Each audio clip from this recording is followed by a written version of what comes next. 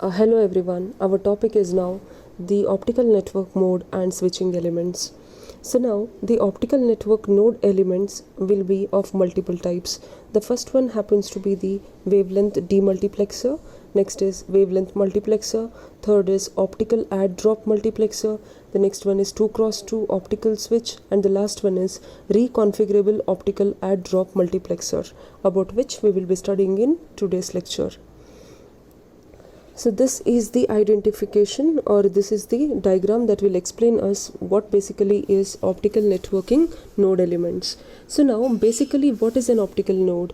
An optical node is considered as a multifunctional element that performs several tasks. It depends again on the network requirements. It can send the data, it can receive the data, it can resend, redirect, or it can even process the data to the neighboring or the connected nodes. So now resending or redirecting of an optical signal, this again is based on the node, and it performs the routing and the switching operation as well. So now a router essentially comprises of optical couplers where the desired signal from an incoming multiplexed signal can be isolated, or it can be demultiplexed and then directed or routed to the output port. So now to perform all these operations, we can consider different functions of the optical network node of a optical router, and this can be of different categories. So these categories basically are wavelength demultiplexer, wavelength multiplexer, add drop multiplier, 2x2 optical switch, reconfigurable optical add drop multiplexer, and there are many more still, of which these 5 will be considered for our syllabus. So now when we consider the first picture here, the first picture basically speaks about the demultiplexing operation. So here when we consider this demultiplexer, we know that it is 1x2 wavelength demultiplexer. This will illustrate us the splitting of an optical signal present at the port 1, which consists of, or which contains, two signal wavelengths. The first one is lambda 1 and the second one is lambda 2. Now we should route them to the port 2 and 3, which is directly mentioned here in the picture. So now the input port happens to be the 1, the output port happens to be of 2 wavelengths, that is lambda 1 and lambda 2, and we will route them to the ports 2 and 3, and a 3-port wavelength multiplexer which comprises of these wavelength signals is indicated in the picture number 2. So these signals which were coming out from the demultiplex network, which was lambda 1, lambda 2, and it becomes lambda 1 and lambda 2 individually. So now this lambda 1 and lambda 2 which has become individual is again brought back to the single lambda 1, lambda 2 using a multiplexer.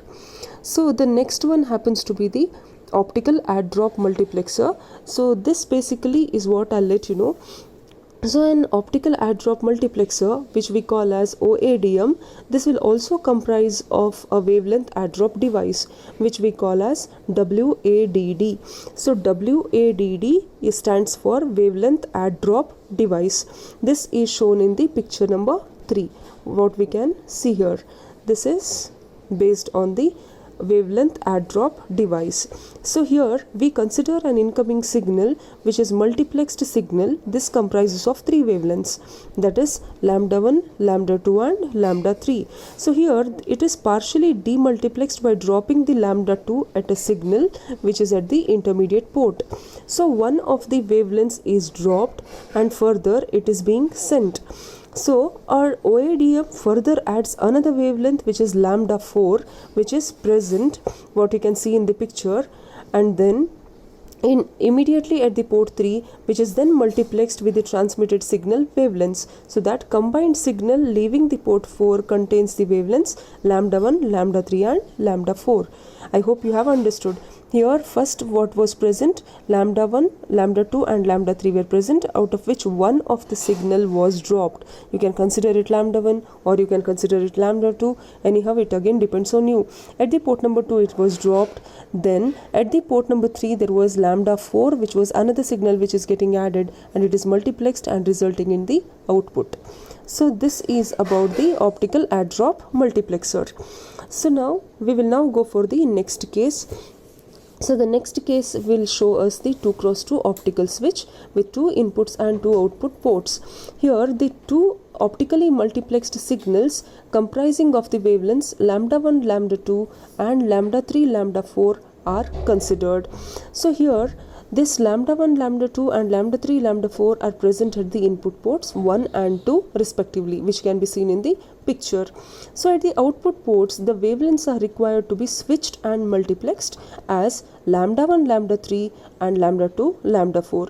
This emerges as an output port 3 and 4 respectively. So at 3 you are getting lambda 1, lambda 3 and at 4 we get lambda 2, lambda 4. So using this approach it is possible to produce an optical switch with great number of ports, that is n cross n optical switch can be considered where n is large in number. So here what we have done is, it is a combination of OADM and the optical switching which produces a reconfigurable optical add-drop multiplexer. We call it as ROADM. ROADM in the sense it is reconfigurable optical add-drop multiplexer.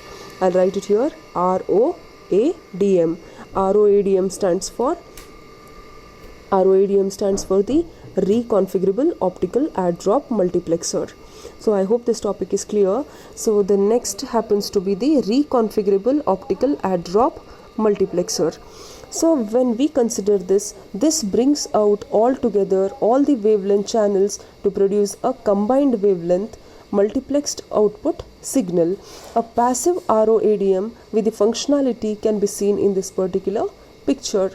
So in this particular picture you understand that there are several signals which are demultiplexed, several signals that are dropped, several signals that are added, and the multiplexed signal comes out.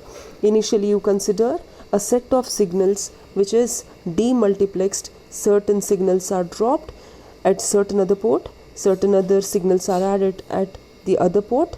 Now the multiplexed results comes out. So this altogether is the sum of all the other category of optical networking node elements. All this will explain us about what basically is optical networking node elements, which basically belong to 5 categories. I hope the topic is clear to you all.